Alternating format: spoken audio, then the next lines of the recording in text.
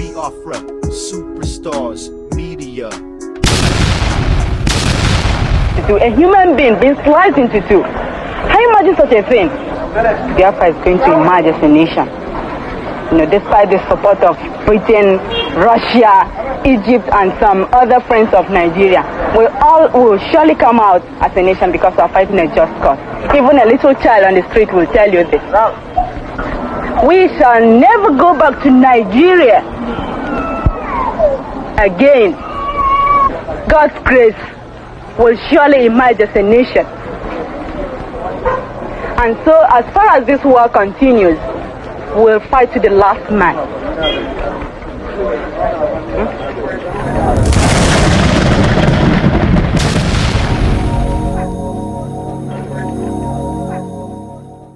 Ladies and gentlemen, I present to you the Biafran golden child. He'll be speaking today on the speech given by Shettima, where he stated in the UN that the Palestinians, they deserve to gain their independence from Israel. He was speaking about a two-state solution between Israel and Palestine. However, when it comes to the Biafrans, they are saying Nigeria must remain one, and the Biafrans will never get their independence. They must remain in Nigeria. If it is good for Palestinians, my fellow Biafrans, then it is good for the Biafrans. But without any much further ado, I present to you a man I love, a man who was born during the time of the Biafran War, a man who as a child suffered kwashoko during the Biafran War, a man who saw his mother killed, his sister raped by the Nigerian military at a time we were fighting for our freedom. My friend, a comrade, the Biafran golden child, will speak on this topic and will address Kashim Shettima in a language he will not understand. If you're ready, without any much further ado, I present to you the Biafran golden child. Thank you. Good morning, good afternoon, good evening, depending on where you're hearing my voice from. I'm happy once again to be able to interact with you all, and I hope you're all doing great. Yes, this audio is, I just want to highlight a few things that happened last week. Yes, last week, the Vice President attended the 79th session of the United Nations General Assembly. He went to represent his principal, President Bola Ahmed Tinubu, at that plenary session in the United Nations in New York City. Yeah, but of course, Tinubu was not able to go because he was more interested in trying to, midwife the election in Edo State. I mean, somebody who had asked his party members what they wanted. Tinubu asked his party members, APC, what do you guys want? What do you want me to do? Do you want Edo State? And of course, when they said yes in the affirmative, he told them bluntly, I will give it to you. I'll use all I have. I'll use all I can do. I'll use all powers at my disposal. I'll use every resources at my disposal. Everything I have will go into that election. And I guarantee you, you are going to get Edo State. Yes, and while he was preparing for this and working towards this, the United Nations General Assembly came calling. And of course, he had to deputize and delegate his deputy to go ahead and do it for him. Go, Shettima. Go and see what they are saying there. Go there and listen for me. Go there and talk for me. I want to make sure I deliver a State. I think it's about time we taught the opposition people a lesson. And so an election that should have been an opportunity for maybe this administration to say, okay, for one of the first times in the history of this country, let us do it right. Let us test the mandate given to us. Let us let the election be free and fair so that we can see, we can judge the thermometer, we can feel the impulse of the people. Do they love us? Do they want us? Let us see how it goes. But of course, that would be very generous to expect from the gentleman who came and said, Emilokon, it is my turn. This is my turn. I ain't going anywhere. This is my turn. And so, of course, he did achieve it. The election went, everything happened, and finally, the APC candidate won and was declared the winner. And in his usual characteristics, in his usual vociferous manner, his usual, well, how do I put it, emperornic demeanor, His Majesty said, yes, we've gotten it. We've got the election, we've got the winning, and anybody who doesn't like it, of course, go to court, we'll meet you at court.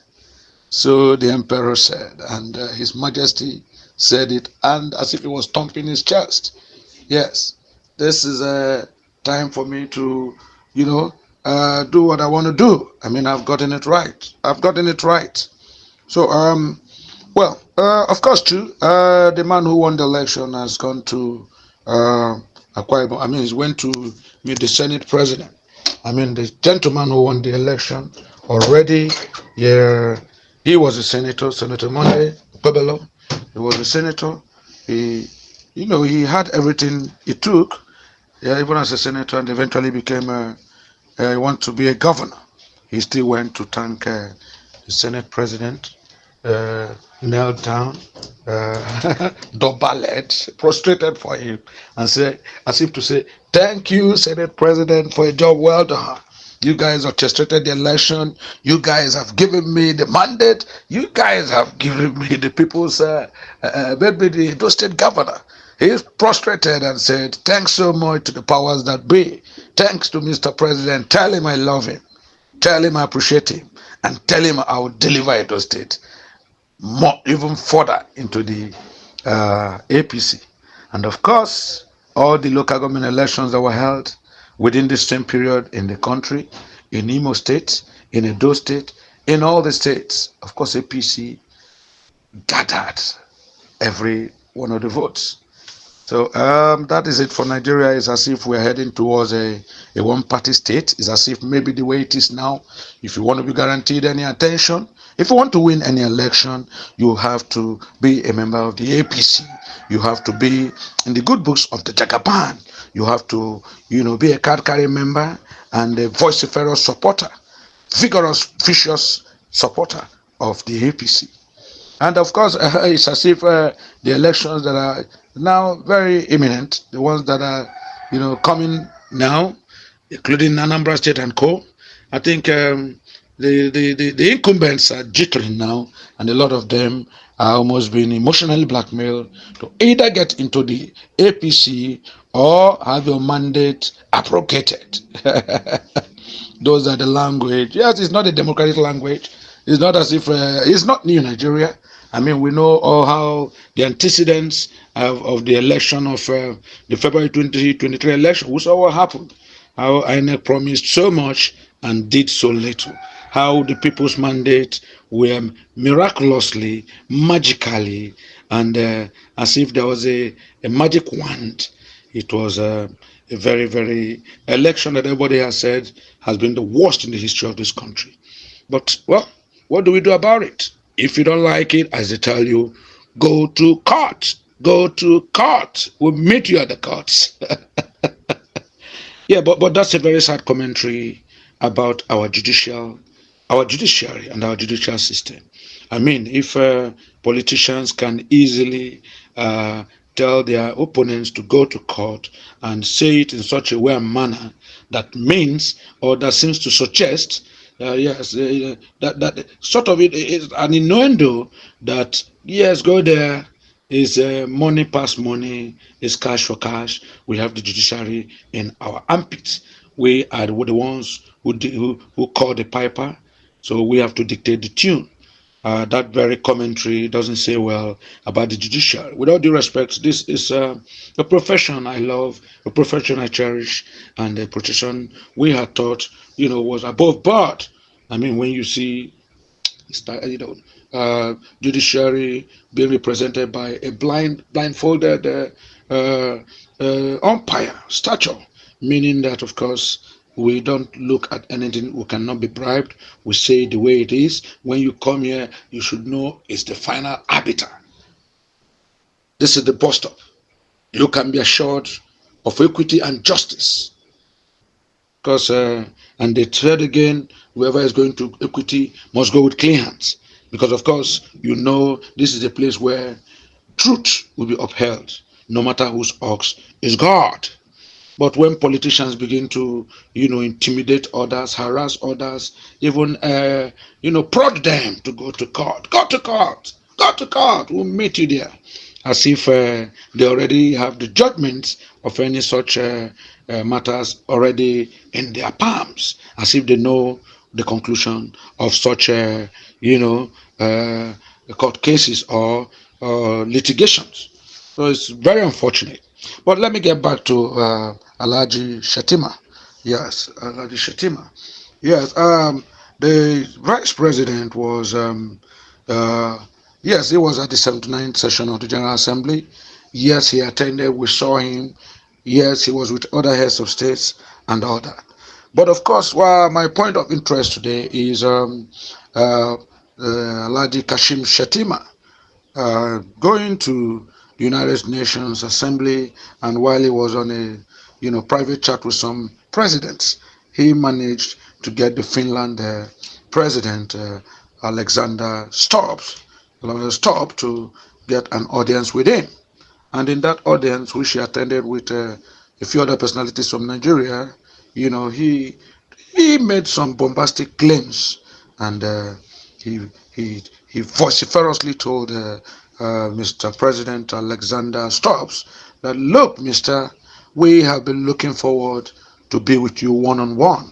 In a recent time, not too long ago, we invited our foreign minister, invited Finland foreign minister, and some other Scandinavian foreign ministers to Nigeria. And we deliberated earnestly. We deliberated with every level of seriousness. We told them our discomfort with the activities of Simon Ekpa. Yes, the man who is a Biafra protagonist. Every time he's using Finland as a base to foment trouble in Nigeria, to preach secession, to make allegations against this country, to make Nigeria ungovernable, especially the southeast. From there, he's fixing holidays, insisting that people stay at home, that they don't go to work. How can a man who is a fugitive in another country be fomenting such trouble? Why should he be a thorn in the flesh of the Nigerian people, of the Nigerian government? At every point in time, he's running a parallel government from Finland. We want him back. We want him extradited. We want to clip his wings, bring him to us, deliver him to us. Let us take him and deal with him the way we're dealing with his mentor, Mazen Nnamdi Kanu. Bring him. We need him. We have told our foreign affairs minister has told your foreign minister, that, look, madam, do this for us. Nigeria has sent strongly worded delegations. Nigeria has sent all manners of, representations, representatives and representations to, appeal this international wickedness, the international fugitive, so to speak, Simon Ekpa. We want him. And now that I have audience with you, sir, Mr. Alexander Stubbs, President, I pray you would now guarantee me, grant me this good news. So when I go home, I'll tell my president, the Jagaban, that yes, President Alexander Stubbs has assured me that in no distant time we will grab Simon Ekpa. We will deal with this fugitive. We'll make sure everything about him will be history. I began to wonder when I watched that video, when I listened to the commentaries, and I saw Shettima, Kazim Shettima, hitting his chest and talking with such alacrity and pomposity, telling the president of Finland, please, this is the one thing you can do for us. And if you do for us, I guarantee you every business opportunity, every economic ties, every integration in all manners of international corporations will be guaranteed. Nigeria will freely and happily oblige your nationals, oblige your companies to come to Nigeria and do business. But one thing we want, sir, deliver Simon Ekpa to us. Hand him to us, and on a platter of gold. And I assure you, we will be forever grateful and thankful to you.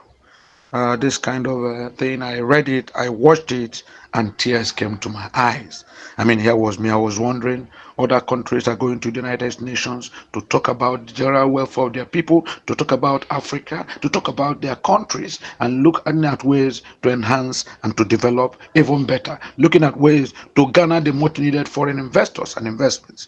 Every country who goes to the United Nations is looking for how to take care of problems within their countries. For Nigeria, that is, faced with incessant and continuous bombardment from insurgents, from kidnappers, from Boko Haram, from all manners of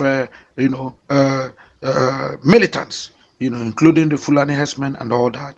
This man didn't go there to talk about how he can get the much needed help, to find out to get into Sambisa forest, to find out how to get the recent and relevant scientific equipment security equipment that can be used to detect where the militants are within the bushes, within the forests that form this country.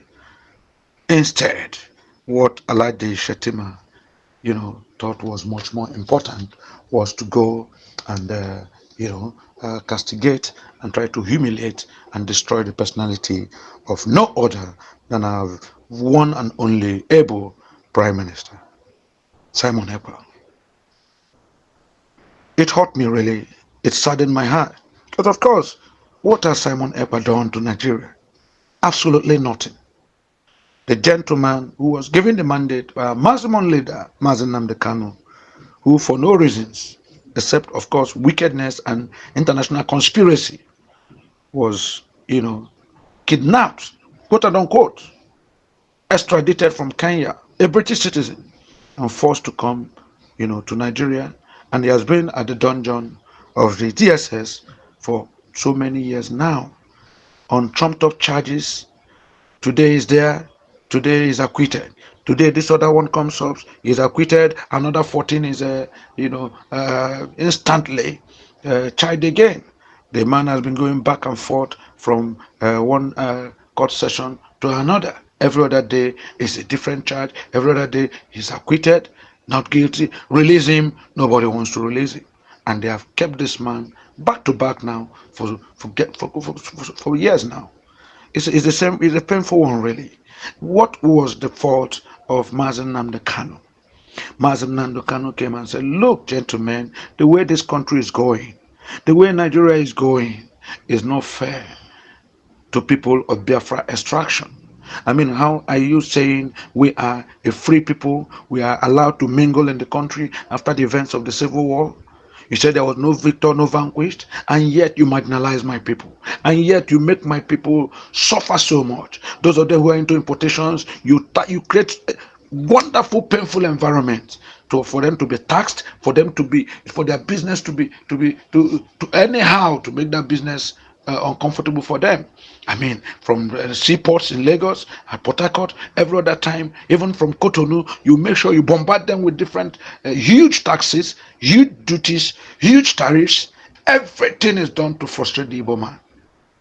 He comes within the level of politics. You can't allow him free access to go through election, win an election, and go for the highest line of the land, so that he too can bring his metal, into the development and growth of Nigeria. You don't allow him. Every time he's planting his seeds, you kill it, you cut it before you kill it in the knob. You keep it in the knob. I mean, this is a fruit that is just sprouting. You cut it instantly so that it doesn't grow. It doesn't. You nip it in the bud. It's such a terrible situation. And the Mazen they kind of say, look, what have these people done? If you cannot guarantee their life and safety, if you cannot guarantee them their security, I mean, look at their farms in the village. Fulani herdsmen have taken over the whole place. And when their crops are attacked by these cows and animals, by the time our people say, don't do this, they are deleted. They are shot at. They are killed. And the gentleman said, how can somebody who say he is an animal rearer, is a cattle rearer, be moving around with AK-47? I mean, what are we talking about? And of course, the same people who are supposed to know better tell the farmers, tell the affected people, leave them, let them go. They are naturally, people who that's their life. Their lifestyle is to move from place to place. They are more. That's the way they are cattle rearers. That is their life. Leave them. They will be moving from place to place. Let them is a grazing zone everywhere, and anywhere is their grazing zone. And Mazen Nnamdi Kanu said, no, but this is not fair. Someone owns that land. No land is free or under acquisition. If you want to do cattle rearing, stay in your locality. Go and build your fortresses around your cattle and stay there and do your business. You don't need to, frustrate other people, destroy their crops, delete them, and burn down their houses because you are carrying cattle here and there. You say you are Tuaregs. I mean, they move. They are continuous move. They move all the time. That's their nature, from one place to the other in search of pasture. But hey, that pasture is on somebody's land. And so when Mazen Nnamdi Kanu spoke about this, he talked about the inefficiency in government. I mean, massive corruption, squandermanism. That people who say they want to take up leadership positions, and all they are looking at is how to get at the cookie jar. They want to get at the cookie jar to pack that money, to pack that what was supposed to be, a common money for the masses, for this country to develop. One individual will pack it, will steal it, and zop to foreign lands to buy mansions, to buy edifices, to invest on foreign currencies. Some of them invest it on shares in advanced countries. Meanwhile, the majority of Nigerians are living in poverty and lack, in penury. And so Mazen Nnamdi Kanu said, no, this is not it. If you don't want these people, let them go. I mean, you don't force a man to stay. You don't shave a man's head, without his approval. Like that, the Igbos have suffered a lot. The Biafrans have suffered a lot. If you know you don't want them, if you know you still want to treat them as second-class citizens, as vassals, as defeated people, please let them go. This was what the gentleman said. And he said it with such eloquence, with such clarity. There was nothing Nnamdi Kanu said that has not been interpreted back and forth, up and down, and it's still clear signal. The same thing, peace, a peaceful movement for justice, for equity, for security, and for self-preservation. That has been what Mazen Nnamdi Kanu represents. And so before he was arrested, as if he knew he had the premonitions, he has appointed the young man, elegant and intelligent, vibrant Simon Ekpa to take my place, bro. I don't know what's going to happen. But make sure you take this message of Biafra to the higher heavens. Let the world know we preach peace. We come in peace. But we are saying enough is enough. It's about time you let my people go. We have suffered. If you don't want us in this country, if you don't want us in this contraption we call a country, then let us move. Because the way it's going, it's descending down to a dungeon. He said it. And so as soon as Simon Ekpa got that mandate, as soon as he got that fusion from his mentor, he took it out. He too said, yes, I think I agree with you. I have seen the ways and manner in which things are happening in this country. Of course, he leaves everybody with tears. There's no person who doesn't know that the Biafrans are marginalized. There's no person who does not know that when it comes to an Igbo man, when it comes to the Igbo, when it comes to Biafra land, everything becomes very difficult, made excessively difficult for them. I mean, how many states are within the Biafra land? When they create states, you see a lot of disparity. The north, north central, northeast, not proper. I mean, they have given so many states. They move it to southwest, they are given so many states. But when they come to anything about the southeast, where they consider the Biafra people are, they deliberately marginalize them. If they don't give them one, they'll tell them to share two states. I mean, it's glaring. These are the things we see. And then Simon Ekwa said, no, this can't be. It can't be happening in this millennium. I mean, this is 2024, this is 2023. Why should things not change? Why should it remain like this? No. And so he started sending messages to Nigeria. I mean, he started creating the awareness as a continuation from where Mazen Nnamdi Kanu stopped. Peaceful, clear, direct messages that are fully intentional. Please let these things stop. If you don't want these people, there's no need pretending. It's like somebody in a marriage, husband and wife. Every day your husband is beating you, or your wife is brutalizing you, harassing you, making the marriage everything except what a marriage should be. As a wife, as a husband, should you remain inside? Should you bear it because you just want to make a facade, a facade? You are in a marriage. You want to give people the impression, I'm married, I'm not single. But every other time, you're living in bondage in your marriage. Yeah, I remember the film Living in Bondage. I mean, this is a husband and wife. And every other day, you are being emotionally distressed. You are being physically abused. Your face is used for a punching bag. Every other time, you're getting slaps. Sometimes you get hit with pestle and knives and all that. And then you say, no, no, let me remain because I want to answer a married man. I want to answer a married woman. Come on, that shouldn't be it. That shouldn't be it. And Simon Ekpa said, no, in this millennium, can people still live like this? In this millennium, should people still go through this kind of ugly ordeals? Should people still face psychopaths? Live in psychopathic relationships because you want to impress who? Why should we live like underdogs? Why should we be treated like defeated people? If they don't want you, will you reject yourself? Self-love is first. If nobody wants you, then want yourself. And so he started and said, look, I will make my communities feel the impact of what Biafra is. We are not a forgotten people. We are not a concluded race. We are continuous and will continue to grow. Nobody can determine our future. Nobody should treat us as a subjugated people. Biafrans, sit up. Let us claim what is ours. And that is why at every point in time, every time he's sending a message, clear signals. When he says, let's have a holiday, let's remember the martyrs, the people who were killed between 1967 to 1970. Let's remember those who died in the pogrom of the Nigerian Civil War, the Biafran War. Let's mark this day. Let's keep this day. Let's remember these people so that the consciousness will be revitalized, will be immortalized in this our new generations. He's a young man. Yes, he might not have been there during the Biafran War. Yes, but he's read about it. He's heard about it from his able mentors. He's seen the videos. He's seen the clips.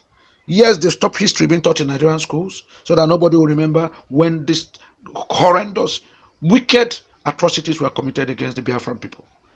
No more history. But of course, the gentleman, went through and saw the history.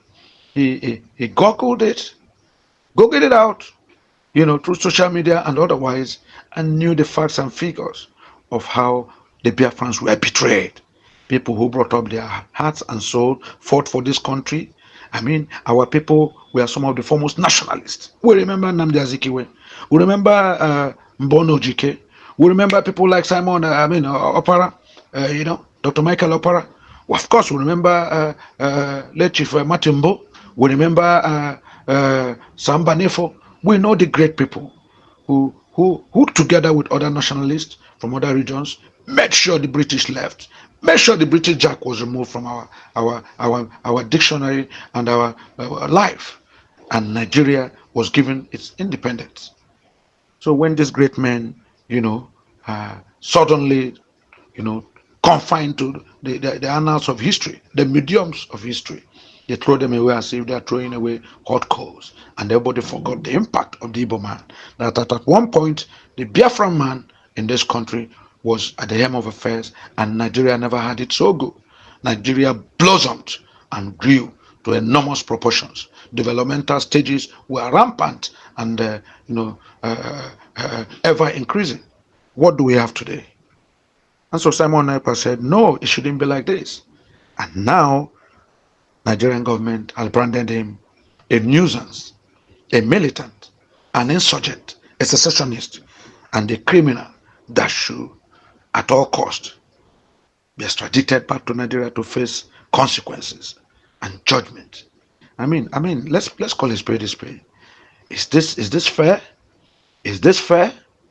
I don't think this is good. You don't kill a dog, eh? You don't give a dog a bad name just to kill it. It's not fair at all. But I have news for them. I have news for Shettima and his likes. Yes, he want Simon Ekpa extradited back to Nigeria. Okay. Yes, I thank God the president of Finland, Alexander Stubbs, is an educated man who knows international law and diplomacy. He knows that, of course, as soon as before you take any make any evaluative assessment of anything, you have to dip in and know the veracity or otherwise of any such accusations or claims. So I think the gentleman will know that yes, this guy is a freedom fighter. And of course, as a freedom fighter, he has to spread his messages. The messages have to cut across different regions until they make impact. And that's where Simon Ekpa is. That's where what he represents. So it's not, and the thing about Biafra is it's not about the names. It's not about Mazen Namdekanu. It's not about late Demo Juku.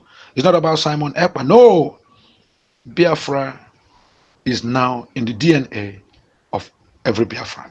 Is now in their blood. Is now in their heart and mind. So that it's not about name. It's not about personality. Even if we don't have any such personality again, of course it will continue. It will continue. It's a way of life. Biafra is a people and their way of life.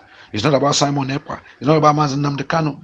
It's not about the late Demo Juku. No. These are people, yes, personalities that have come. Yeah, they've come. They've done their bit. But Biafra is a way of life. Biafra is a culture of the people. Biafra is in their DNA. And so, Alaji Shettima, well, you want Simon Ekpa extradited back to Nigeria? We're waiting, we're seeing, we're watching and seeing. Yeah, but we pray, Almighty God on our side, these things will naturally take a turn for the best for Biafra land. Yes. Equally, I must stress before I leave this audio that this same Shettima, in an ironic twist, this same Kashim Shettima, Vice President of Nigeria, when he had the opportunity to address the United Nations General Assembly, I mean, a committee of leaders from every country in the world. He came and everybody was thinking maybe he wants to tell them about the impact Nigeria has made in the international community, about the recent Edo elections and what is going on, maybe about this end hardship protest and all that, and why Nigeria is always in the news for negativities and negative things. Maybe he would have told them about the activities of Boko Haram that are ever increasing and getting more and more deadlier by the day. Maybe he should have told them about the Fulani herdsmen that have become totally unmanageable for Nigeria. Or tell them about the oil cabals that have made Nigerians and Nigerian citizens to continue to buy fuels and PMS at very exorbitant rates. If for a country who produces oil, maybe you should have told them about our refineries that are not working.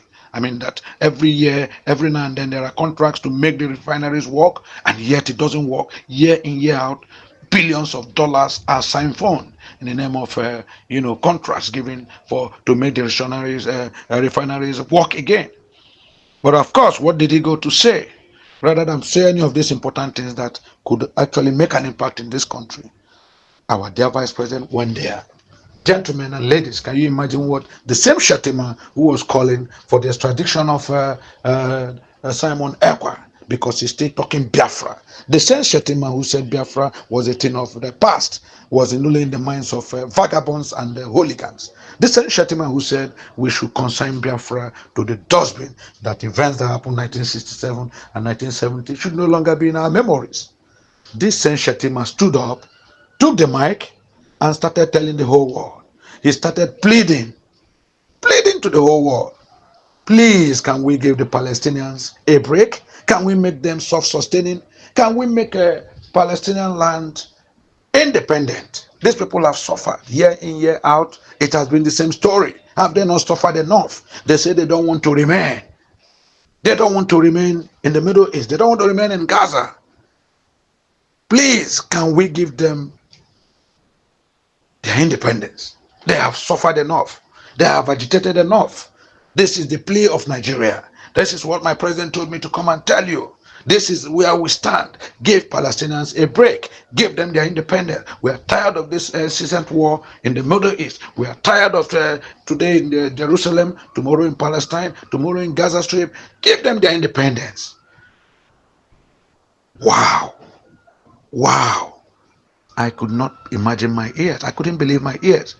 Is it Alhaji Kashim Shettima, the vice president, who only a few hours ago was telling the Finland president, Alexander Stubbs, that get us this man who's talking, this vagabond who is talking about Biafra. Biafra is a thing of the past. It's forgotten. The events of 1967, 70. Who is remembering it again? Is it not enough time for them to be? They are conquered people. Let them go. Is it not? Come on, get this man for us. Let's deal with him the way Nigeria will do with him. By the time we're done with him, his name will no longer be Simon Ekpa. Can you get this man for us, please? We have spent a lot on the diplomatic channels to get. We have done enough. We have invited your foreign affairs minister. I mean, we've done so much. The madam will tell you in Nigeria we received her well, and we told her sufficiently what we wanted. This same man now stood up in the Committee of Nations, where the who and who of the world were, and he was talking about granting Palestinians their independence and saying they have suffered enough. It's about time. I mean, the agitations should have been enough for the world to consider that the world should put their mouth in it. The international community should put their mouth in it so that Palestinians will be granted independence. Wow. I couldn't believe my ears. But let me give the Vice President a little of my mind. Mr. Vice President, when we were young, our parents taught us, it's a very simple message. They told us that charity should begin at home. They told us when you are a good person, you start from home before you go outside. They tell us you greet from home, you learn how to greet before you greet outsiders. They tell us you show love from right inside before you go outside. Charity begins at home. Mr. Vice President, you say Biafrans don't deserve independence. Biafrans don't deserve to have a country of their own. Biafrans don't deserve anything good.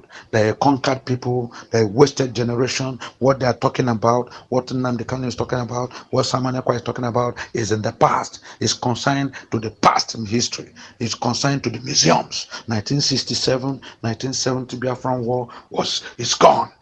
As soon as that war ended in 1970, everything about it was buried and forgotten. And so anybody talking Biafra is living either in a psychotic mind or deserves a psychiatric hospital. I mean, he should be given injections because he doesn't have anything that is real in him. What he's talking about is a mirage. Biafra is a mirage, can never mature, can never be. That's what you told the whole world. That's what you told the President Alexander Stubbs of Finland. And you said everybody and anybody that has to do with Biafra should be arrested, should be extradited, and should be tried for mutiny and trying secession. You said they are fugitives. They are fugitives.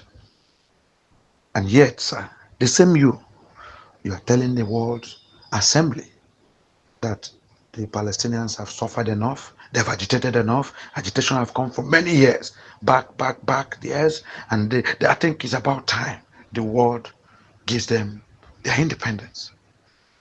Sir, can you hear yourself? Sir, can you hear yourself, sir, with all due respect? Alaji, when you point one hand at somebody, sir, four is pointing back at you. How can you see the speck that in someone's eyes, sir, but you don't see the log in your eyes? Right in your very before, a big log is in your eyes.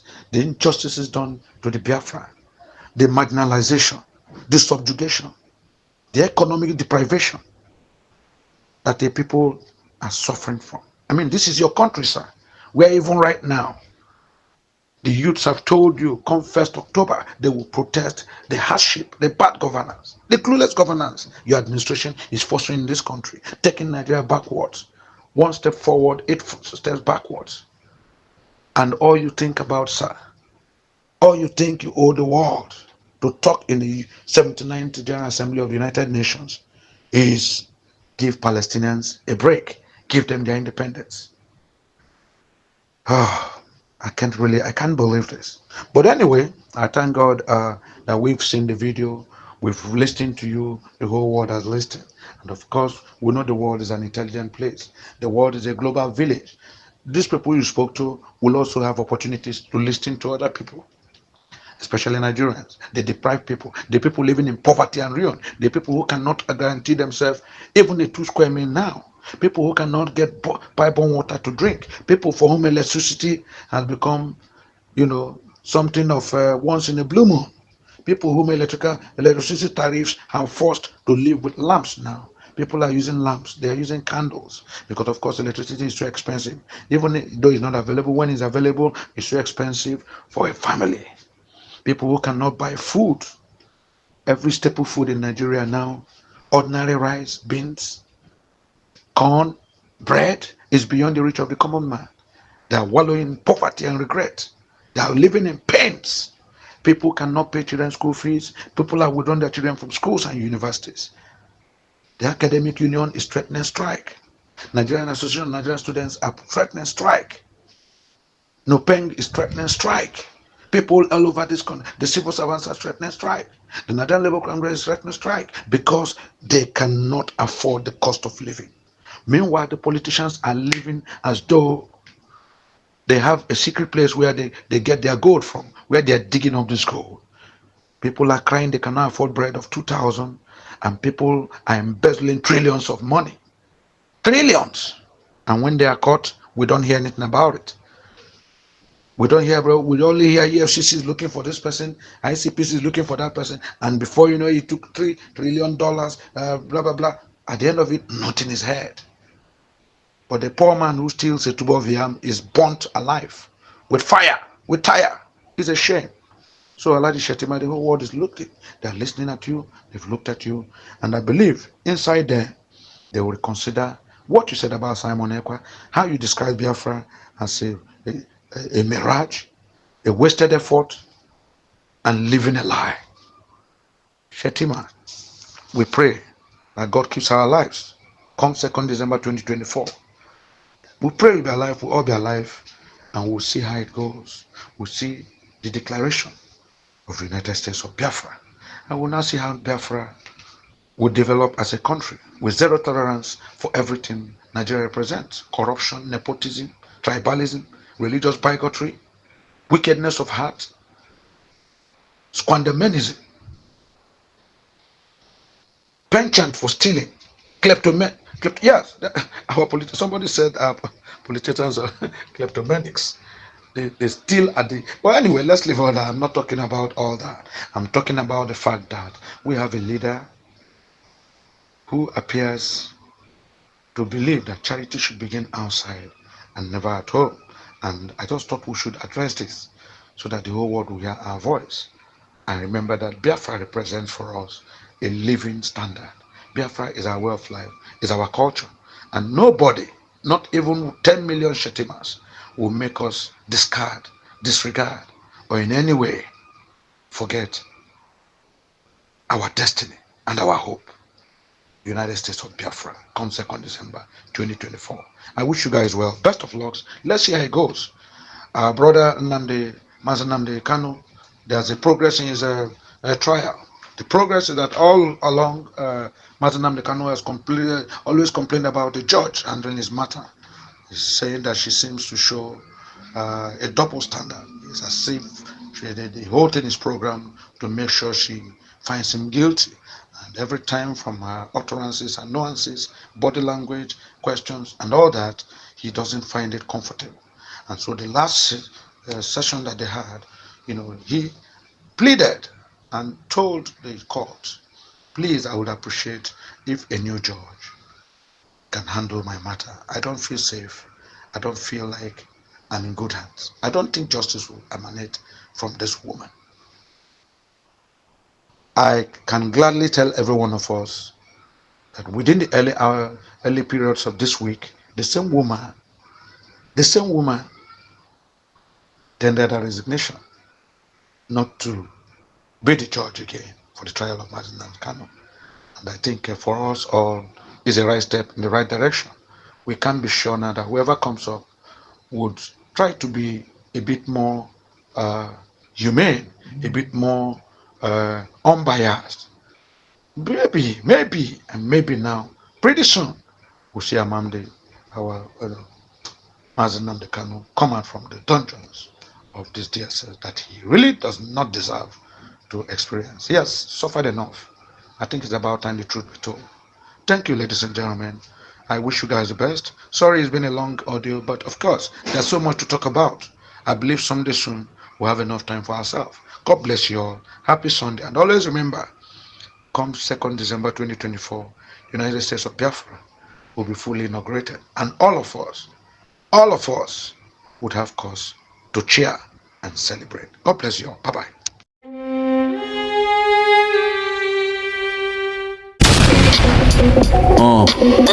Yeah, Biafra. Yeah, Superstar Media. Tell me about Biafra. We going back to the motherland. Tell me about Biafra. I wanna know. Tell me about Biafra. We going back to the motherland. Tell me about Biafra. I wanna know. We going back to the land. We going back to the motherland. Biafra. Tell me about Biafra. We going back to the land. Tell me about Biafra. We going back to the motherland. Tell me about Biafra. Tell me about Biafra. We going back to the land.